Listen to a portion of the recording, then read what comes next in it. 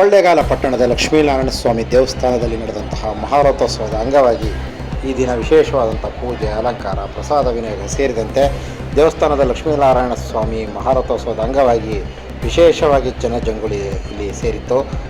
ಕಳೆದ ಬೆಳಗ್ಗೆಯಿಂದ ಪ್ರಾರಂಭವಾದಂತಹ ಪೂಜಾ ಕಾರ್ಯಗಳು, ಧಾರ್ಮಿಕ ವಿಧಾನಗಳು ಕಳೆದ 3-4 ದಿನಗಳಿಂದ ಇಲ್ಲಿ ದೇವಸ್ಥಾನದ ಸಂಪ್ರದಾಯದಂತೆ ನಡೆದಂತಹ ಲಕ್ಷ್ಮೀನಾರಾಯಣ ಸ್ವಾಮಿ ಮಹಾರಥೋತ್ಸವಕ್ಕೆಲ್ಲ ಭರ್ಜರಿ ಸಿದ್ಧತೆಯಿಂದ ನಡೆದಂತಹ ಮಹಾರಥೋತ್ಸವ ಯಶಸ್ವಿಯಾಗಿ ನಡೆಯಿತು.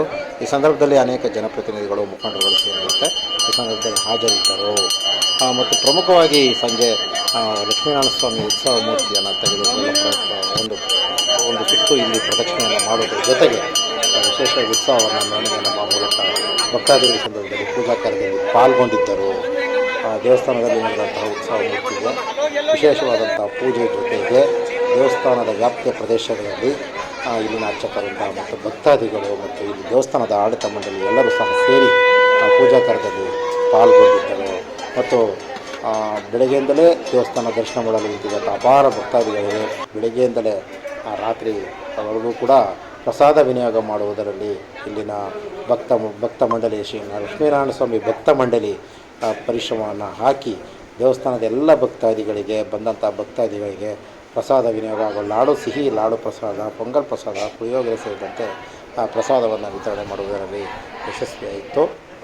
ಮತ್ತು ಈ ಸಂದರ್ಭದಲ್ಲಿ ಪಟ್ಟಣದ ಪೊಲೀಸರು ಬಿಗಿ ಭದ್ರತೆಯೊಂದಿಗೆ ಪಟ್ಟಣದ ವ್ಯಾಪ್ತಿಯಲ್ಲಿ ಲಕ್ಷ್ಮೀನಾರಾಯಣ ಸ್ವಾಮಿ ರಥೋತ್ಸವದ ಅಂಗವಾಗಿ ವಿಶೇಷವಾದಂಥ ಭದ್ರತೆಯನ್ನು ದೇವಸ್ಥಾನದ ವ್ಯಾಪ್ತಿಯೊಳಗಡೆ ಮತ್ತು ಸಾಂಗ ಪ್ರಸಂಗವಾಗಿ ಭಕ್ತಾದಿಗಳು ಸಾಲುಗಟ್ಟಿ ದರ್ಶನ ಮಾಡಲು ಎಲ್ಲ ಥರ ವ್ಯವಸ್ಥೆಗಳನ್ನು ಇಲ್ಲಿ ಕಲ್ಪಿಸಲಾಗಿತ್ತು.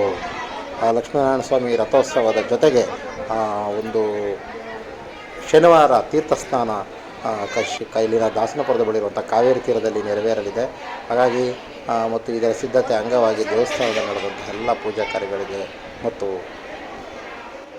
ಮಹಾಲಕ್ಷ್ಮಿ ಅಮ್ಮನವರ ದೇವಸ್ಥಾನದಲ್ಲೂ ಸಹ ಲಕ್ಷ್ಮೀನಾರಾಯಣ ಸ್ವಾಮಿ ದೇವಸ್ಥಾನದ ಅಮ್ಮನವರ ದೇವಸ್ಥಾನದಲ್ಲೂ ಸಹ ಲಲಿತಾ ಸಹಸ್ರನಾಮ ವಿಶೇಷವಾದಂಥ ಭಕ್ತಾದಿಗಳ ಈ ಸಂದರ್ಭದಲ್ಲಿ ಹಾಜರಿದ್ದು ತಮ್ಮ ಸೇವೆಯನ್ನು ಸಲ್ಲಿಸುತ್ತಿದ್ದರು. ಮಹಾರಥೋತ್ಸವದಲ್ಲಿ ಪಾಲ್ಗೊಳ್ಳದ ಭಕ್ತಾದಿಗಳು ನೇರವಾಗಿ ನಮ್ಮ ಚಾನಲ್ನಲ್ಲಿ ದೇವಸ್ಥಾನವನ್ನು ದರ್ಶನ ಮಾಡಿ ನಮಸ್ಕಾರ.